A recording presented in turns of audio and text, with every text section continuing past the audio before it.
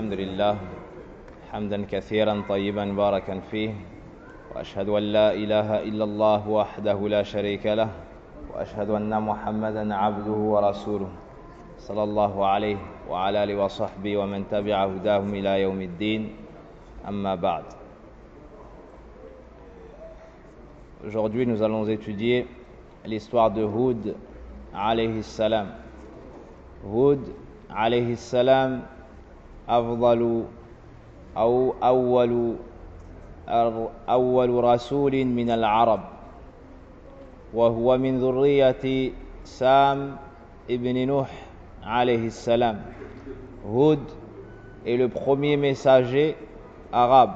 Nous avons cité dans l'introduction que parmi les messagers, il y en a 4 qui sont arabes. Et le premier d'entre eux est Hud, qui est de la tribu de Ad. Son nom a été cité 7 fois dans le Coran et le nom de sa tribu, Ad, 27 fois. Et on a cité qu'ils habitaient dans des régions montagneuses, à Shihr, au Yémen, proche de la mer, sur la côte, vers Hadramaut. Et les Arabes se divisent en plusieurs catégories. Il y a Al-Aribah, Al-Musta'ribah. Al-Arab, Al-Aribah également se divise en 2. Il y a Al-Ba'ida et Al-Baqiyah.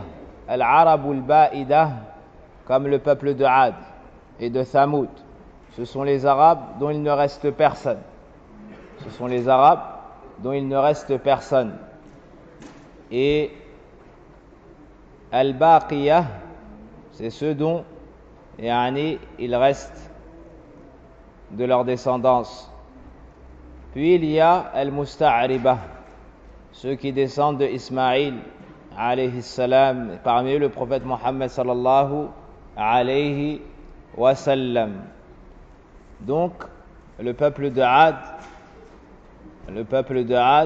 dont fait partie Hud, font partie de Al-Arab, Al-Aribah, Al-Ba'ida, dont il ne reste plus personne. Après Toufan, après la tempête qui a anéanti le peuple de Nuh alayhi salam, Allah subhanahu wa ta'ala, après avoir sauvé Nuh et ceux qui étaient avec lui sur l'arche, on a cité qu'il y avait 3 de ses enfants. Ces derniers ont repeuplé la terre. Et parmi eux Sam, qui a eu dans sa descendance Hud. Ce peuple-là est tombé dans le polythéisme. Alors Allah subhanahu wa ta'ala, par miséricorde pour eux, avant de les châtier, leur a envoyé ce noble prophète et messager qui se nomme Hud alayhi salam. قال الله وإلى عاد أخاهم هودا قال يا قوم اعبدوا الله ما لكم من إله غيره. Allah subhanahu wa ta'ala nous dit dans le Coran: et nous avons envoyé au Ad leur frère Hud, qui leur dit: ô mon peuple, adorez Allah, vous n'avez point de divinité à part lui, vous n'êtes que forgeurs de mensonges. C'est-à-dire en vouant le culte à autre qu'Allah subhanahu wa ta'ala. Voici le message de l'ensemble des prophètes et messagers.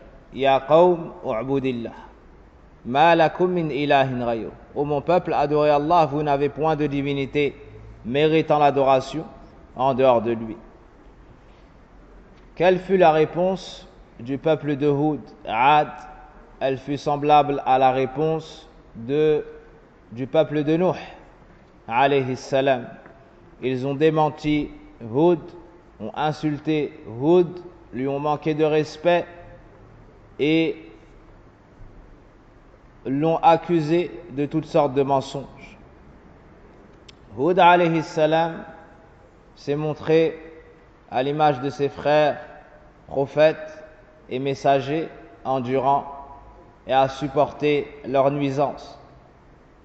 Et c'est un des plus grands signes de la sincérité des prophètes et messagers. car ils reçoivent beaucoup de nuisances, mais cela ne les détourne pas pour autant de leur message et du conseil porté à leur peuple, contrairement à celui qui vient pour prêcher en recherchant un bien terrestre. S'il est insulté ou si on ne le valorise pas, il s'empresse de délaisser la da'wah. Il s'empresse, de se venger et de rendre le mal par le mal. Et cela était loin du comportement des prophètes et messagers. Hud alayhi salam leur a rappelé les bienfaits d'Allah subhanahu wa ta'ala. Premièrement, il les a appelés à délaisser les fausses divinités et à adorer Allah d'un culte sincère.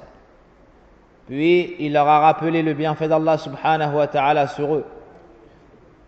Cela afin qu'ils se montrent reconnaissants. Car celui qui médite sur les bienfaits d'Allah subhanahu wa ta'ala, cela le poussera à aimer Allah davantage, se diriger vers lui, délaisser ceux qui adorent en dehors de lui, afin de l'unifier d'un culte sincère. Et on remarque que le prophète sallallahu alayhi wa sallam avait parmi ses invocations Allahumma a'inni ala dhikrika wa shukrika wa husni ibadatik. Oh Allah, aide-moi à me souvenir de toi. Allahumma a'inni ala dhikrika. Ensuite, wa shukrika, me montrer reconnaissant. Car pour te montrer reconnaissant, il faut que tu te souviennes du bienfait. Wa husni ibadatik. Celui qui se montre reconnaissant, celui qui veut être reconnaissant, il adorera Allah Azza wa Jal d'un culte sincère, car c'est la base de la reconnaissance. Allah est celui qui t'a comblé de tous les bienfaits. Tu dois donc l'adorer et l'unifier d'un culte sincère. Hud leur a rappelé également la force qu'Allah subhanahu wa ta'ala leur a donnée. Tout cela afin qu'ils se rappellent des bienfaits d'Allah subhanahu wa ta'ala, de ses grâces sur eux, pour qu'ils l'unifient d'un culte sincère. Bada bit-tawhid wa dhakkarahum bin-ni'am kay yatadhakkaru fayufriduhu bil-ibada wahdahu la sharika lah. Mais malgré cela, ils ont fait preuve d'orgueil, se sont détournés de la da'wa de Hud. Hud alayhi salam leur a montré qu'ils ne recherchaient pas leur richesse ni ce bas monde, mais qu'ils espèrent la récompense auprès d'Allah subhanahu wa ta'ala, en leur disant Ya qawm, la as'alukum alayhi ajra, in ajriya illa ala alladhi fatarani afala ta'qilun. Ô mon peuple, je ne recherche de vous aucune récompense. Ma récompense revient que à celui qui m'a créé. Et c'est ainsi que disait l'ensemble des messagers et des prophètes. Ils ne sont pas venus pour construire, ils ne sont pas venus pour prendre les richesses de leur peuple, mais ils sont venus juste pour leur dire adorez Allah Azza wa Jal d'un culte sincère et détournez-vous de tout ce qui est adoré en dehors de lui. Et on voit que le prophète Mohammed sallallahu alayhi wa sallam, le dernier d'entre eux, le meilleur d'entre eux, celui qui a eu la plus noble place auprès d'Allah subhanahu wa ta'ala, n'est pas venu pour être dunya. On lui a proposé la dunya, on lui a tout proposé, mais il s'est détourné de cela volontairement et a recherché uniquement ce qu'Allah subhanahu wa ta'ala lui a préparé fil jannah. Et vous vous souvenez tous de l'histoire de Omar radiallahu anhu, lorsqu'il est rentré chez le prophète sallallahu alayhi wa sallam, l'a trouvé allongé sur des feuilles de palmier. Et lorsque le prophète sallallahu alayhi wa sallam s'est tourné, Omar radiallahu anhu a vu que cela avait marqué le flanc et le dos du prophète sallallahu alayhi wa sallam. Il s'est donc mis à pleurer. Lorsque Omar a vu que le prophète sallallahu alayhi wa sallam avait pour lit des feuilles de palmier, cela lui a fait mal au cœur, cela l'a attristé, il s'est donc mis à pleurer. Alors le prophète sallallahu alayhi wa sallam a dit à Omar ibn al-Khattab radiallahu anhu, pourquoi est-ce que tu pleures ya ibn al-Khattab? Alors Omar radiallahu anhu lui a dit, ya Rasulallah, ô messager d'Allah, voici les Romains, voici Qaysar, voici le roi des Romains, le roi des Perses, qui ont toutes sortes de richesses, et les ruisseaux coulent sous leurs pieds. Et toi, tu es l'élite de la création d'Allah. Safwatu khalqillah. Et voici ce que tu possèdes. Yani, tu n'as rien. Et te voici allongé sur des feuilles de palmier. Taïb. Alors le prophète sallallahu alayhi wa sallam a dit à Omar ibn al-Khattab, n'es-tu pas satisfait, Ibn al-Khattab, que ces gens-là partent avec ad-dunya et que nous ayons l'au-delà. C'est ainsi que le prophète sallallahu alayhi wa sallam a éduqué les sahaba sur az-zuhd, sur l'ascétisme et le fait de se délaisser de tout ce qui n'est pas utile dans l'au-delà. Aïcha radiallahu anha raconte l'état des maisons du prophète sallallahu alayhi wa sallam en disant que par moment passer 1 lune, 2 lunes, 3 lunes, c'est-à-dire 1 mois, 2 mois ou 3, sans qu'on ne puisse allumer le feu dans la cheminée. Subhanallah. Alors son neveu Urwa ibn Zubayr radiallahu anhuma s'étonnait et disait: ô ma tante, alors de quoi est-ce que vous vous nourrissiez? Elle répondait: min al-aswadayn, des deux noirs, c'est-à-dire les dattes et l'eau. On mangeait des dattes et on buvait de l'eau. Yani pendant des mois, subhanallah.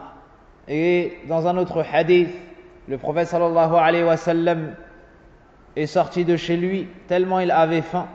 Il a rencontré des compagnons, il leur a dit: qu'est-ce qui vous a fait sortir? Ils ont répondu: la même chose que toi, ya Rasulallah, la faim. Yani parfois le soir il sortait tellement il avait faim, sallallahu alayhi wa sallam. Et si cela nous enseigne une leçon, c'est qu'Allah subhanahu wa ta'ala n'a pas mis en tant que signe révélateur de son amour pour son serviteur les richesses terrestres. Car dans le cas contraire, le prophète sallallahu alayhi wa sallam aurait été la personne la plus riche. Mais on lui a proposé la royauté et on lui a donné le choix entre être un roi messager, un serviteur messager. Il a choisi Abdun wa Rasoul. Il a préféré être un serviteur d'Allah et un messager.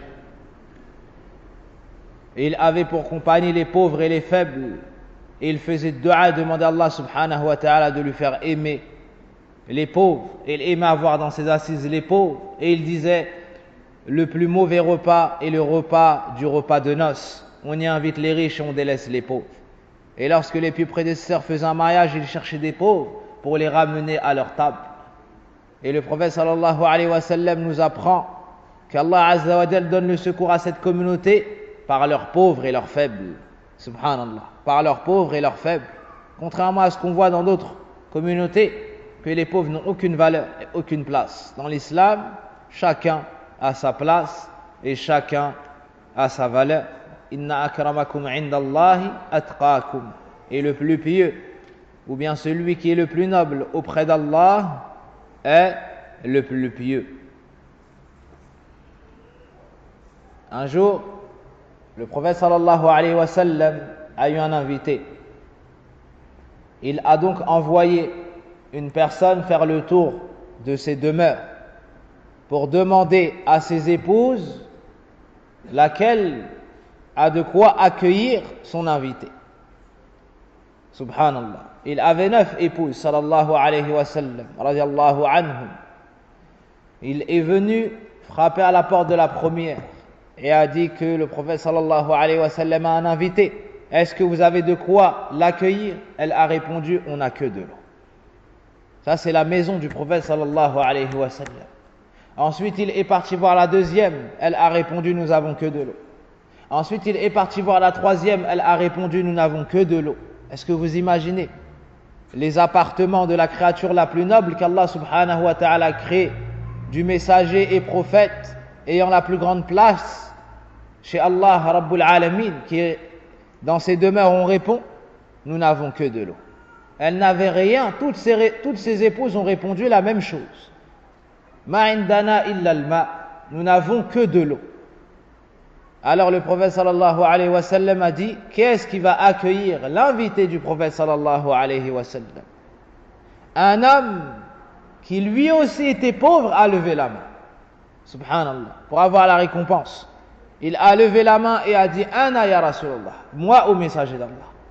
Alors il est parti chez lui et a dit à son épouse qu'il a un invité, et pas lequel, l'invité du prophète sallallahu alayhi wa sallam. Son épouse a répondu: nous n'avons rien à manger, si ce n'est la nourriture pour les enfants. Alors son mari lui a dit: fais dormir les enfants, fais-les patienter jusqu'à ce qu'ils s'endorment. Ensuite, dresse la table. Et lorsque l'invité sera là, on fera semblant de manger avec lui. Ils ont accueilli l'invité du prophète sallallahu alayhi wa sallam. Ils ont posé à manger et ont fait semblant de manger en tendant leurs mains mais sans porter la nourriture à leur bouche. Puis, ils ont fait tomber la lanterne pour les plonger dans le noir et que l'invité pense que ces derniers sont en train de manger avec lui, alors qu'ils ne mangeaient pas. Ils ont préféré donner à manger à l'invité de leur bien-aimé, le prophète Mohammed sallallahu alayhi wa sallam, et faire dormir leurs enfants le ventre vide. Et l'épouse n'a pas dit à son mari: comment vais-je faire dormir mes enfants le ventre vide et donner à manger à ton invité? Non, c'est l'invité du prophète sallallahu alayhi wa sallam. Il mérite la plus grande considération. Et c'est ainsi qu'ils ont donné à manger à l'invité du prophète sallallahu alayhi wa sallam et sont restés le ventre vide. Le lendemain, lorsqu'ils sont venus trouver le prophète sallallahu alayhi wa sallam, Allah tabaraka wa ta'ala a révélé au prophète sallallahu alayhi wa sallam l'action de ce sahabi et de cette sahabiya, subhanallah. Et le prophète sallallahu alayhi wa sallam leur a dit: laqad ajiba Allahu min sani'ikuma, ou laqad dhahika Allahu min sani'ikuma. Allah s'est étonné de ce que vous avez fait avec votre invité la nuit passée. Donc c'est ainsi qu'était le prophète sallallahu alayhi wa sallam. Il ne possédait pas grand chose. Et c'est ainsi qu'étaient les compagnons, où beaucoup d'entre eux, ils ne possédaient pas grand chose. Pourtant ce sont ceux qu'Allah a choisis pour porter son message et le transmettre aux générations, jusqu'à ce que cela soit venu dans cette mosquée bihamdillahi azza wa jal. Idhan, fa inna Allah yu'ti ad-dunya man yuhib wa man la yuhib. ولا يعطي الدين إلا لمن يحب والدين والإيمان. Allah Azza wa Jal donne de ce bas monde à ceux qu'il a aimés, ceux qu'il n'a pas aimés. Mais il ne donne ad-din, la religion, la foi, qu'à ceux qu'il a choisis, élus et aimés. Hud alayhi salam a utilisé at-targhib wa at-tarhib, comme c'est la voie des prophètes et des messagers et des prédicateurs. وَيَا قَوْمِ اسْتَغْفِرُوا رَبَّكُمْ ثُمَّ تُوبُوا إِلَيْهِ يُرْسِلِ السَّمَاءَ عَلَيْكُمْ مِدْرَارًا وَيَزِدْكُمْ قُوَّةً إِلَى قُوَّتِكُمْ وَلَا تَتَوَلَّوْا مُدْبِرِينَ. Puis Hud alayhi salam a dit à son peuple: ô mon peuple, il les appelle avec la plus grande douceur. C'est pour adoucir leur cœur, qu'ils puissent leur pour qu'ils lui tendent l'oreille, avant cela le cœur. Ya qawm, ô mon peuple, il les appelle ainsi. Istaghfiru rabbakum, demandez pardon à votre Seigneur et repentez-vous à lui, il fera descendre sur vous des pluies successives et ajoutera à votre force de la force. Et le peuple de Hud avait Mada pour particularité d'être très grand et très fort. Allah Azza wa Jal leur a accordé un décor qui était immense. Ils vivaient dans des tentes avec des grandes fondations. Ne vois-tu pas au jour d'aujourd'hui celui qui rentre dans une tente, il met un piquet, il plante sa tente. Mais Ad, eux, c'était élevé énormément. Ils avaient cela pour demeure en général. Et ils construisaient également dans les montagnes des palais, des châteaux, des demeures. Pour laisser une trace. Pour laisser une trace.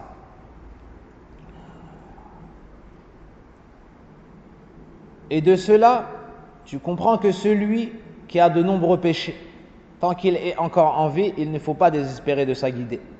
Il faut l'appeler à revenir vers Allah Azza wa Jal et utiliser tout ce qui peut lui être utile qu'Allah Azza wa Jal a légiféré, comme lui rappeler la mort, lui rappeler le paradis, lui rappeler l'enfer, lui rappeler les bienfaits d'Allah Azza wa Jal sur lui. Personne ne doit dire à quelqu'un qui est encore vivant: tu iras en enfer, ou bien dire: lui, il n'y a plus d'espoir pour cette personne-là. An-Nabi sallallahu alayhi wa sallam ne désespérait pas de guider son peuple, quand bien même la personne serait sur son lit de mort. Il continuait jusqu'au dernier souffle de la personne, comme Cela fut le cas pour le jeune homme juif qui était à son service, ou comme ce fut le cas pour son oncle, Abu Talib. Taïb.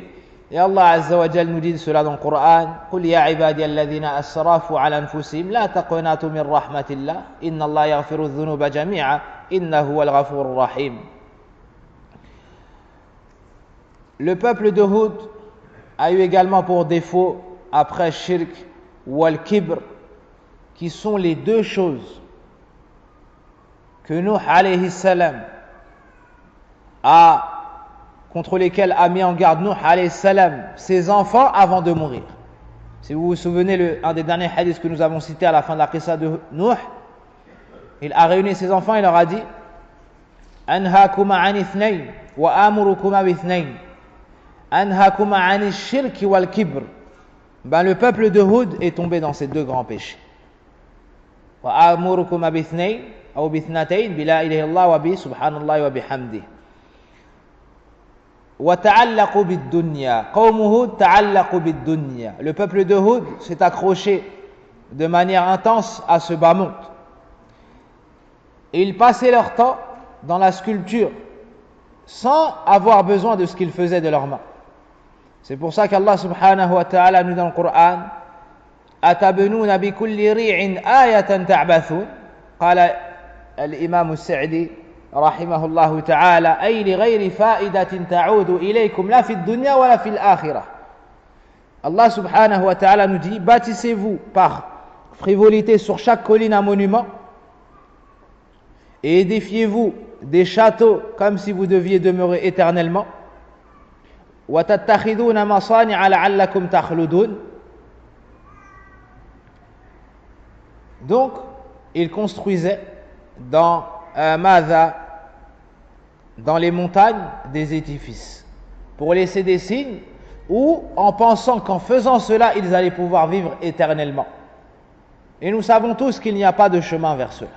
Personne ne peut trouver un remède contre la mort. قال الله كل نفس ذائقة الموت. Toute âme goûtera à la mort. والموت لا يفرق بين الصغير والكبير بين القوي والضعيف بين الأبيض والأسود. La mort ne fait pas de différence entre le jeune et la personne âgée, entre l'enfant, le nouveau-né et la personne qui est âgée, entre le blanc et le noir, celui qui est en bonne santé et celui qui est malade. Allah Azza wa Jalla laisse en vie celui qui est malade de nombreuses années. Bien que les médecins disent qu'il va mourir demain. Combien sont les fois où on a entendu le diagnostic des médecins: telle personne va mourir. Et au jour d'aujourd'hui, elle est vivante, on lui donne sa subsistance. Et telle personne qui est en bonne santé, elle part dormir et ne se réveille jamais. Pourquoi? Parce que l'amru biyadillahi subhanahu wa ta'ala. Parce que c'est Allah qui décide. Lorsque la personne est dans le ventre de sa mère, 4 mois passés, on lui inscrit Madha, 4 paroles, et parmi cela, Madha, son espérance de vie. Donc le peuple de Hud est tombé dans la dunya et il construisait toutes sortes de choses sans en avoir besoin. Et cela nous rappelle les actions de personnes contemporaines, qui font de la sculpture ou qui construisent des maisons sans en avoir besoin. Comme cela a été cité dans le hadith de Omar ibn al-Khattab, dans Sahih Muslim, le hadith Jibril. C'est quoi la fin du hadith? أخبرني عن الساعة قال ما المسؤول عنها بأعلم من السائل قال فأخبرني عن أمارتها قال أن تلد الأمة ربتها وأن ترى الحفاة العراة يتطاولون في البنيان. يعني la concurrence dans les fondations, c'est ce qu'on voit au jour d'aujourd'hui. Le peuple de Hud avait de cela, mais ils n'avaient pas besoin, car eux, la majeure partie du temps, vivaient dans des tentes qui étaient immenses. Parmi leurs défauts, al-dhulmu lil-ibad. Ils opprimaient les serviteurs d'Allah Azza wa Jal. Ils utilisaient la force qu'Allah Azza wa Jal leur a donnée, ce grand bienfait, dans la désobéissance d'Allah Azza wa Jal. Wa idha batashtum batashtum jabbarin. Et quand vous sévissez contre les gens, contre quelqu'un, vous le faites impitoyablement. Ces gens-là n'avaient aucune pitié. Ils étaient grands, ils étaient forts, ils avaient une grande puissance. Et ils sévissaient contre les faibles, sans avoir le moindre regret et la moindre pitié. Personne n'arrivait à les battre. Et eux, au lieu d'utiliser ce bienfait qu'Allah Azza wa Jal leur a donné, au lieu d'utiliser cette force dans l'adoration d'Allah Azza wa Jal et de se montrer reconnaissants en unifiant Allah d'un culte sincère, ils utilisaient cela pour terrasser leurs adversaires, pour attaquer les faibles et pour les opprimer. Ils tuaient les gens, agressaient les peuples, prenaient leur argent.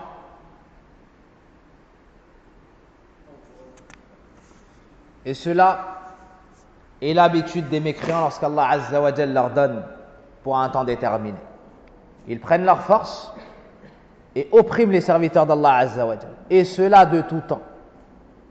Ça n'est pas qu'à notre époque. De tout temps, celui qui remonte dans l'histoire verra que le kafara, al-fajara, al-mulhidoun utilisent les bienfaits d'Allah subhanahu wa ta'ala pour semer le désordre sur la terre.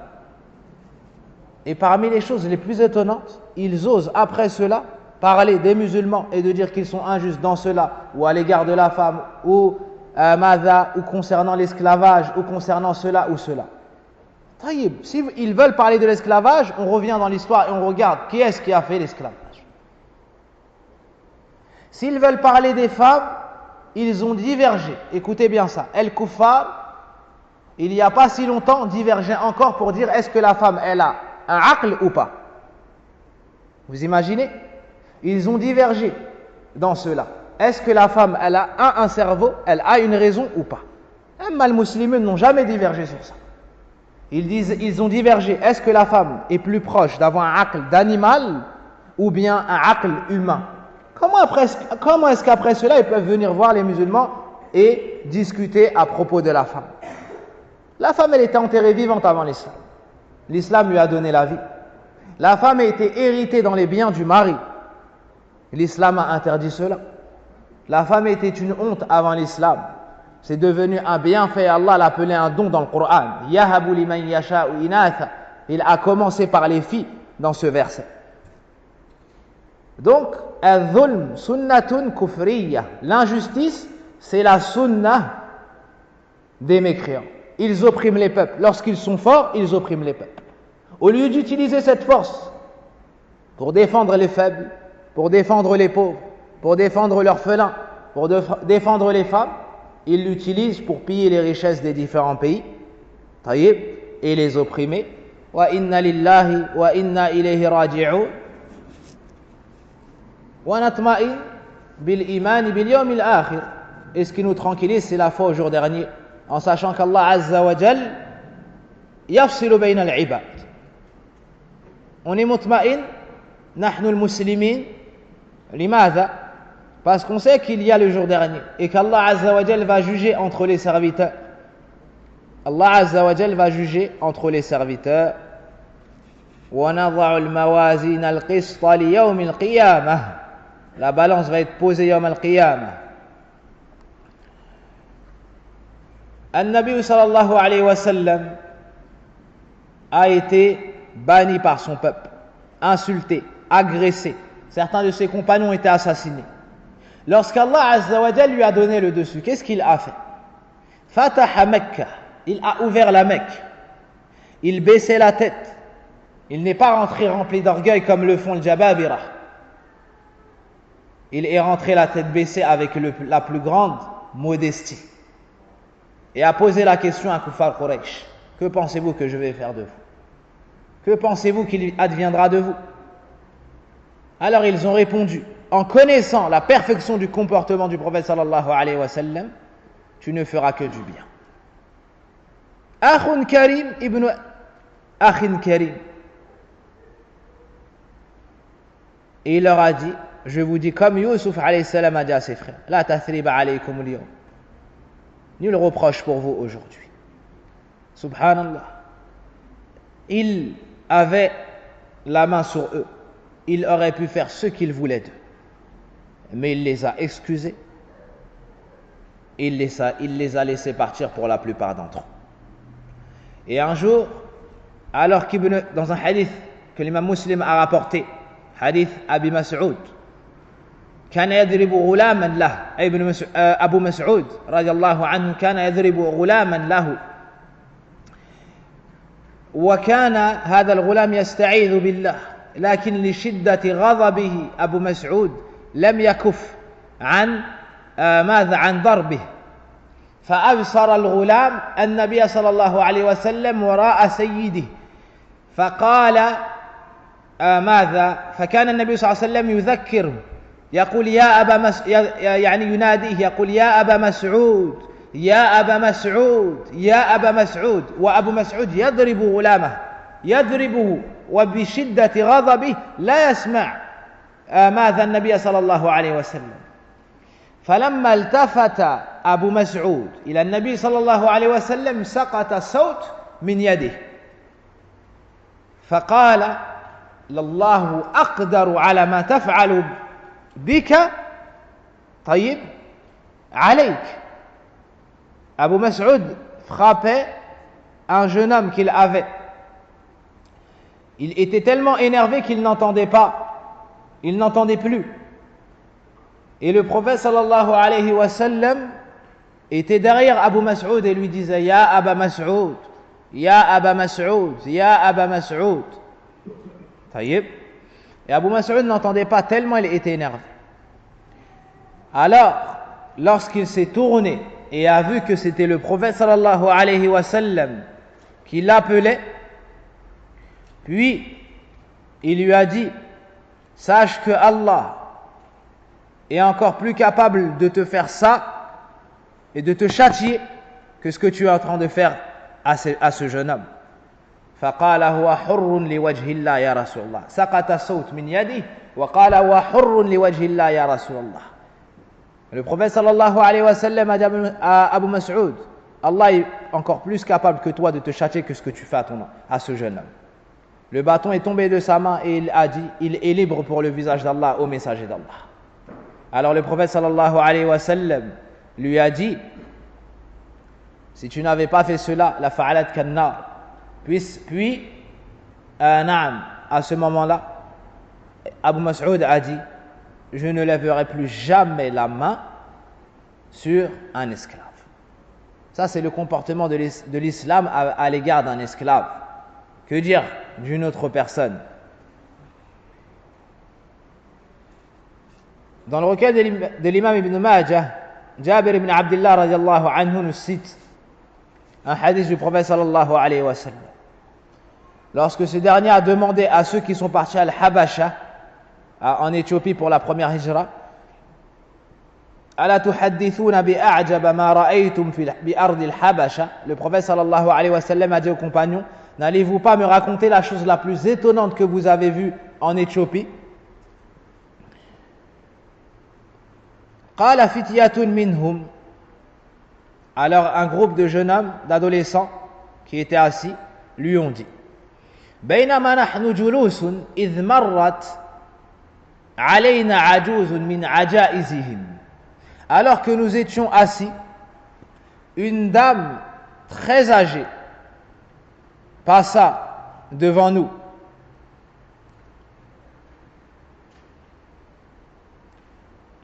Une femme très âgée passa devant nous. Tahmilu qullatan mimma. Elle portait un vase rempli d'eau, un récipient rempli d'eau. Famarrat bifatan minhum. Cette femme âgée, imaginez la situation d'une femme très âgée qui porte de l'eau. Elle est passée par un groupe d'adolescents. Faja'ala ihda yadayhi bayna katifayha. Alors, un jeune homme s'est levé, il a mis sa main entre ses épaules. Et il a mis sa main sur le dos de cette femme. Fadafa'aha. Et il l'a poussée par terre. Vous imaginez cette scène? Une vieille dame qui passe en portant de l'eau. Et il y a un groupe de jeunes assis. L'un d'entre eux s'est levé. Il a mis sa main entre ses omoplates et l'a jetée à terre. Il l'a poussée à terre. فانكسر قلتها. Son vase s'est cassé sur le sol et l'eau a coulé. فلما ارتفعت التفتت إليه. Lorsqu'elle s'est levée, elle s'est tournée vers lui et lui a dit قالت سوف تعلم يا غدر إذا وضع الله الكرسي في جمع الذي في وجمع الأولين والآخرين. Elle lui a dit, tu vas voir lorsqu'Allah va poser al-kursi et réunir les premiers et les derniers. وتكلمت الأيدي والأرجل بما كانوا يكسبون. Et le jour où les mains vont s'exprimer et les pieds vont s'exprimer. Allah Azza wa Jal va faire parler les membres.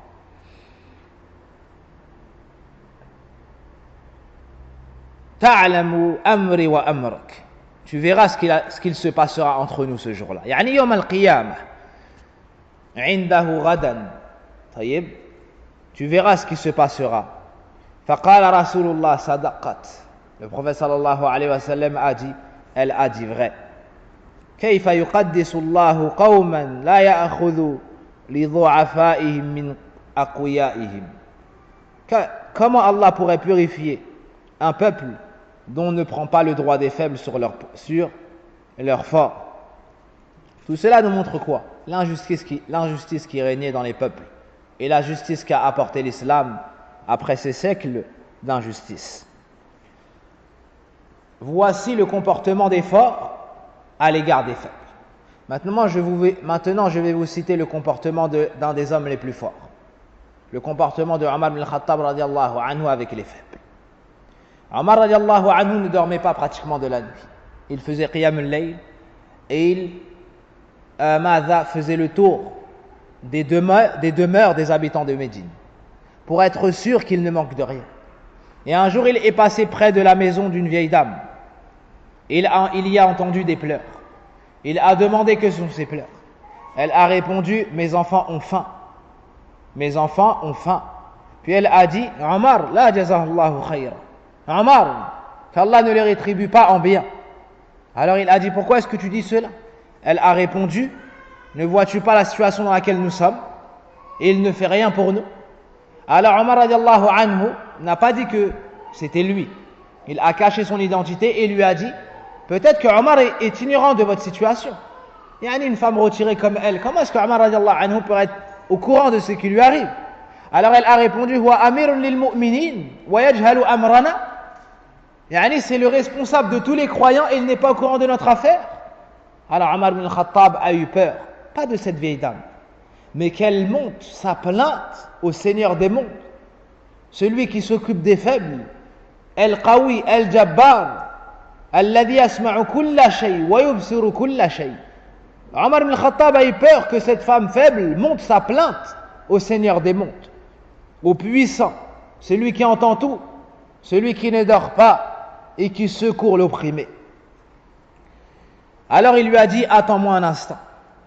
Il est parti à Baytul Mal. Il a réuni des provisions, de la farine, de la nourriture. Il a apporté cela lui-même. Il a ramené cela à cette dame. En chemin, un jeune homme est venu et il lui a dit, Ya Amir al-Mu'minin, ô responsable des croyants, laisse-moi apporter cela. Et lorsque tu vois une personne, un savant, un cheikh ou une personne âgée, tu as honte de le laisser porter. Alors ce jeune homme a voulu porter pour Omar. Alors Omar radiallahu anhu lui a dit, est-ce que tu porteras mes péchés yawm al-qiyamah? Subhanallah. Muraqabatun ajiba. Tayyib. Il ressentait le regard d'Allah Azza wa Jal sur eux, ces gens-là. Jama'u bayna al-khawf wa ihsan al-amal. Alors Omar ibn al-Khattab a refusé, il a porté cela lui-même et a ramené tout cela à cette femme. Tayyib. Et il a déposé toutes ses provisions. Puis, il leur a préparé à manger. Il leur a donné à manger. Il a dit, je ne partirai pas. Il a dit, lorsque je suis venu, ils étaient en train de pleurer, je ne partirai pas tant que ces derniers ne seront pas en train de rire. Je les ai trouvés en train de pleurer, je veux partir quand les voyant en train de rire. Voici le comportement de Omar ibn al-Khattab al-Qawi, celui qui était fort avec les femmes, avec les personnes âgées, avec les faibles. Et nombreux sont les hadiths qui nous montrent comment était Abu Bakr radiallahu anhu et Omar avec les faibles. Un jour, Omar ibn Khattab passait avec ses compagnons. Il a trouvé une femme qui l'a interpellé. Elle lui a dit Ittaqillah ya Omar. Une femme âgée qui a vu Omar, qui était le calife, passer avec une délégation ou avec un homme et ses servants. Et cette femme a dit à Omar Ittaqillah ya Omar. عرفتك صغيرا وتسمى بعمير وتصارع الصبيان في السوق. Subhanallah. Écoutez cette phrase de cette femme. Une femme âgée a vu Omar ibn Khattab. Elle lui a dit oh Omar, crains Allah, prémunis-toi du châtiment d'Allah. Wallahi, je me souviens de toi, tu n'étais qu'un petit garçon et tu te battais avec les petits du quartier au marché. Hein? Tu faisais de la lutte et tu te battais avec les petits au marché. Ensuite, on t'a appelé Omar. Au début, donc, on t'appelait comment? Omer, c'est le diminutif de Omar. Omer, c'est comme si on dirait au jour d'aujourd'hui le petit Omar. Taïeb. Puis on t'a appelé Omar. Lui, tu es devenu le grand Omar. Et voilà qu'aujourd'hui, on t'appelle Amirul Mu'minin. Ittaqillah. Crains Allah. Subhanallah. Omar s'est mis à pleurer. Omar ibn al-Khattab s'est mis à pleurer suite à la nasiha d'une femme âgée. Puis l'homme qui était avec lui a dit tu n'as pas honte de parler à Amir al-Mu'minin de la sorte? Alors Omar ibn al-Khattab lui a dit Uskut, ne sais-tu pas qui est cette femme? Ne sais-tu pas qui est cette femme? Est-ce que vous savez vous qui était cette femme? Hein? Khawla al-Mujadila. C'est la femme qui est venue se plaindre au prophète sallallahu alayhi wa sallam. Hein? Puis Allah Azza wa Jalla a fait descendre Qad sami'a Allahu qawla allati tujadiluka fi zawjiha. Il lui a dit tais-toi, cette femme c'est al-Mujadila Khawla.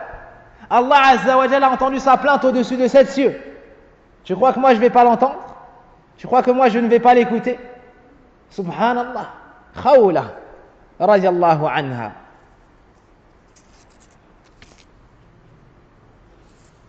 Donc voici le comportement du musulman avec les faibles, avec les femmes, avec les personnes âgées.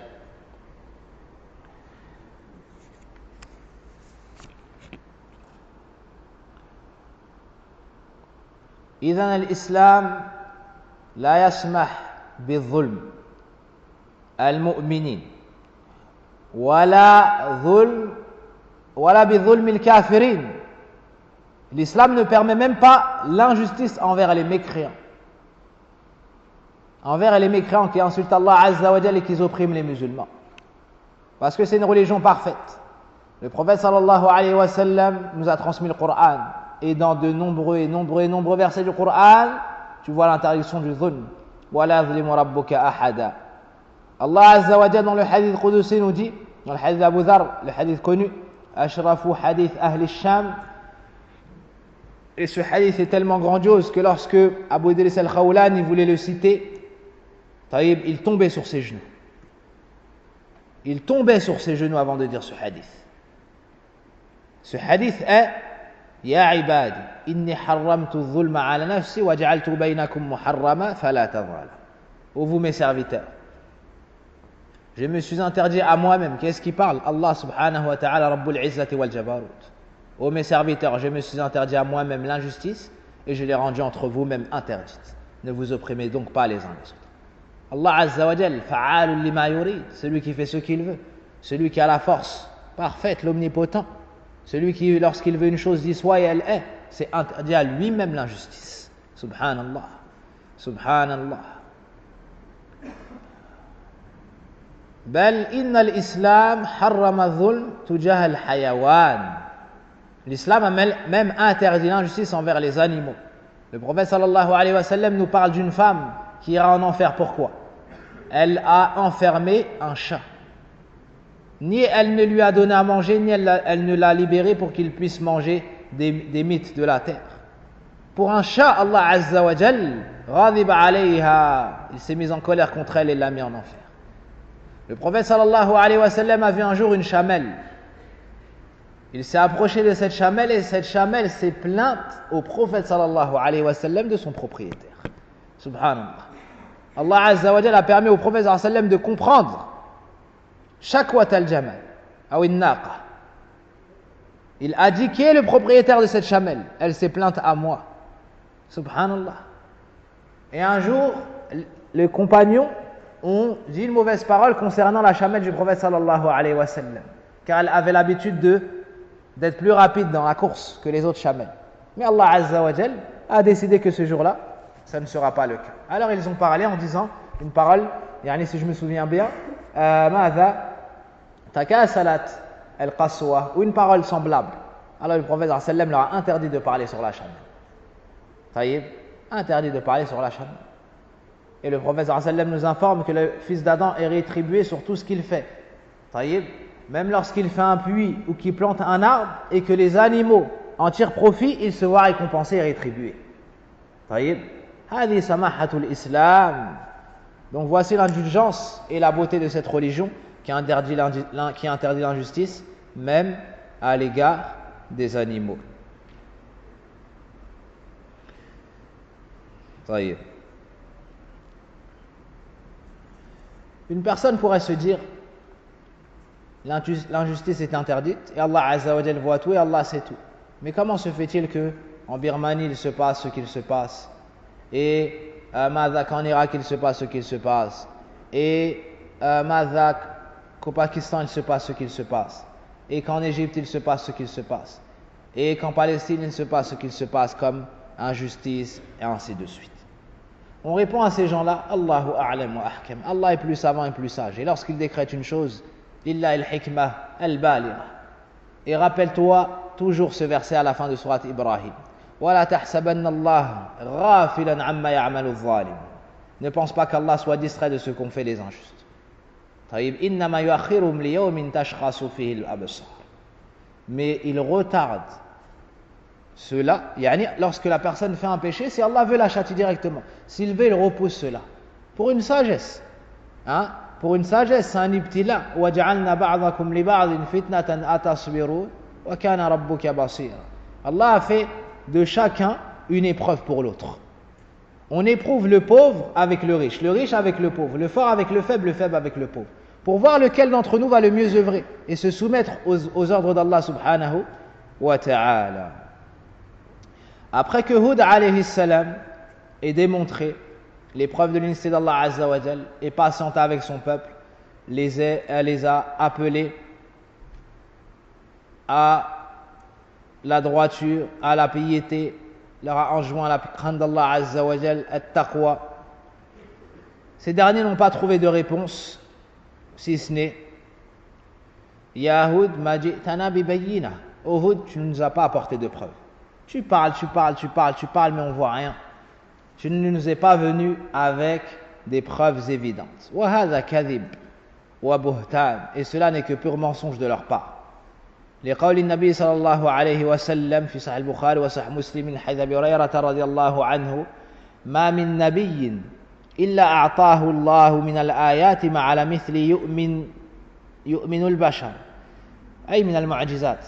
Le prophète sallallahu alayhi wa sallam nous dit il n'y a pas un prophète qui soit venu trouver son peuple sans qu'Allah subhanahu wa ta'ala lui ait donné des signes qui auront pour cause la foi de l'homme. Chaque prophète, chaque messager lorsqu'il vient à son peuple, il vient avec un miracle qu'Allah lui donne devant lequel l'homme doit croire. Et parmi les plus grands miracles qui montrent la véracité des messagers et prophètes, le fait que chaque prophète ou messager, lorsqu'il vient trouver son peuple, il vient avec un miracle du genre de la science dans laquelle excelle ce peuple. Mafhoum? Le prophète vient avec un miracle qui est plus fort que la plus grande science qu'ont ce peuple. Par exemple, le peuple de Isa alayhi salam excellait dans quel domaine? Dans la médecine. D'accord. Est-ce que la médecine jusqu'au jour d'aujourd'hui a réussi à guérir de la dépigmentation et de la mort? Non. Isa alayhi salam réussissait à faire cela bi'idhnillah. Par la permission d'Allah. Taïb. Il arrivait à faire revivre des morts. Taïb. Il a parlé au berceau. Il arrivait à faire des choses que personne n'avait réussi à faire encore à cette époque. Taïb.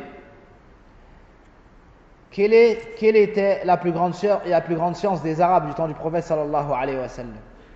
La poésie, d'accord? La prose. Le prophète sallallahu alayhi wa sallam leur est donc venu avec quoi? Avec le Coran al-Azim. Avec le Coran al-Azim, et Allah azza wa jal a défié les Arabes et leur a dit: si ce prophète est venu avec du mensonge, si le Coran n'est pas la parole d'Allah, alors ramenez un Coran semblable. Pourquoi? Parce que vous excellez dans ce domaine. Et ils n'ont pas réussi. Alors on a allégé ce défi. Ramenez 10 soirs. Ils n'ont pas réussi. Alors on a allégé ce défi. Taïb, en leur disant: prenez vos divinités et aidez-vous de tous les hommes et de tous les djinns.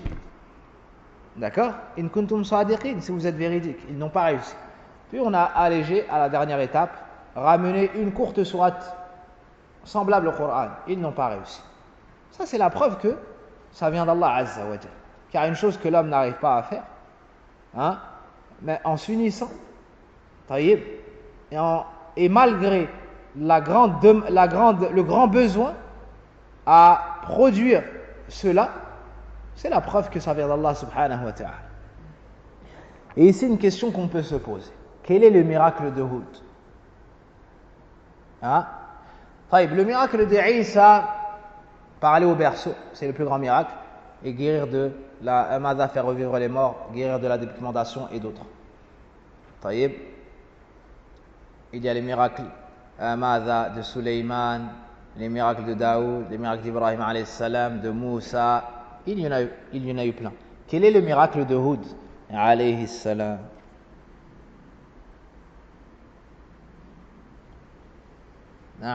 Celui qui trouve, on lui donne un cadeau.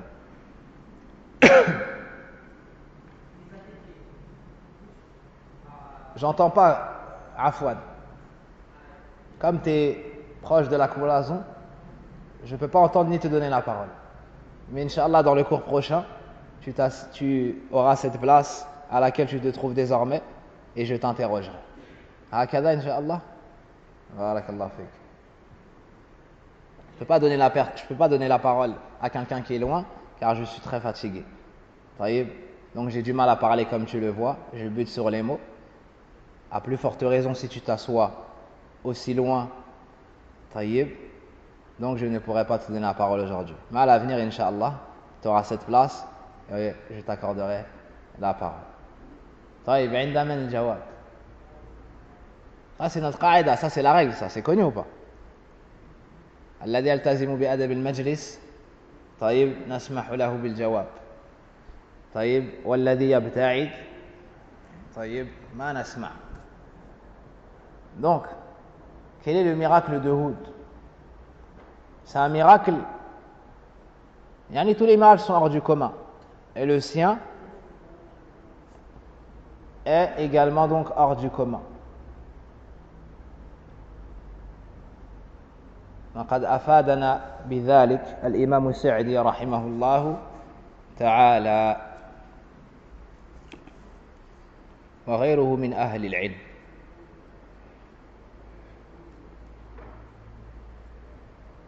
Donc, je voulais chercher pour demain.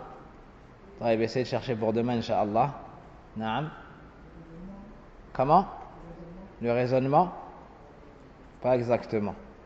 On voulait chercher. Si un frère qui a la réponse, il donnera la réponse pour demain, Inch'Allah. Et si une femme a la réponse, elle écrira sur un papier demain, elle l'envoie par-dessus, Inch'Allah.